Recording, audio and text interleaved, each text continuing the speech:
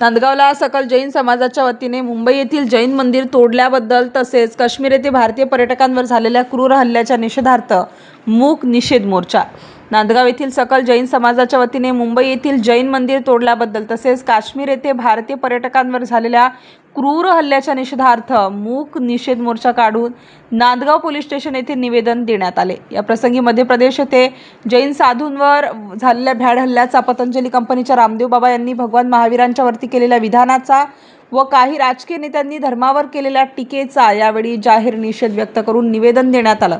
रस्त्यावरील अपघातांमध्ये पायी भ्रमण करणाऱ्या जैन साधू साध्वी संतांच्या अपघाती मृत्यूचे प्रमाण एकाएकी प्रचंड वाढले आहे, यावर चिंता व्यक्त करण्यात आली। भगवान महावीर मार्गावरील प्राचीन दिगंबर जैन मंदिरापासून मूक मोर्चास प्रारंभ झाला।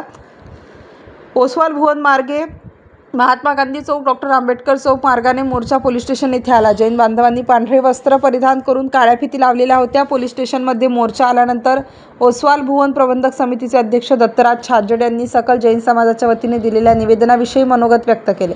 या प्रसंगी खंडेलवाल दिगंबर जैन पंचायतीचे अध्यक्ष सुमेर कासलीवाल, महामंत्री महावीर ताराचंद पांडे, संघपती सुभाष लोढा, महामंत्री विजय चोपडा, ओसवाल भुवन प्रबंधक मनोहर मल पारख, महावीर पारख, आनंद कासलीवाल, आनंद चोपड़ा, सुशील कासलीवाल, महावीर सुराणा, दिलीप सेठी, नीलेश सुराणा, महेंद्र आबड, चंचल गंगवाल, आनंद काला, अंकुश सुराणा, नीलेश पाटणी, सुदेश गंगवाल, दीपक बडजाते आदींसह असंख्य जैन बांधवांच्या निवेदनावरती सही असून पोलीस निरीक्षक श्री बहावकर यांनी निवेदन स्वीकारले। शेकडोंच्या संख्येने जैन बांधव उपस्थित होते। नाशिक स्टार न्यूजसाठी बाबासाहेब कदम, नांदगाव।